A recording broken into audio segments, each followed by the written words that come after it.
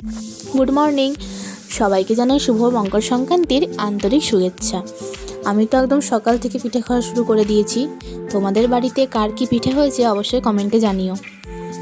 তো তারপর মা ঘি দিয়ে পিঠে ভেজে আমাকে দিয়ে দিয়েছে, আমিও খেয়ে নিলাম।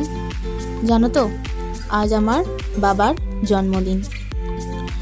সকাল সকাল স্নান টান সেরে পুজো করে ঠাকুরের কাছে বাবার জন্য দীর্ঘায়ু মঙ্গল কামনা আমি প্রার্থনা করেছি। বাবা যেন সব সময় হাতে পায়ে সুস্থ থাকে। বাবার স্নেহ আর আদর্শ আমার জীবনের সবচেয়ে বড় একটা শক্তি। বাবা যেমন আমার ছোট ছোট স্বপ্নগুলো পূরণ করে, আমিও যেন বাবার সব স্বপ্ন পূরণ করতে পারি। তো মা বলল মাকে নাকি পায়েস বানাতে নেই, আমি বাবার জন্য পায়েস বানাচ্ছি। আর বাবার সব থেকে পছন্দের একটা শার্ট আর প্যান্ট বাবাকে গিফট করেছি। তাহলে আজকের মতো ব্লগটা এতটুকুই। ভালো লাগলে অবশ্যই লাইক কমেন্ট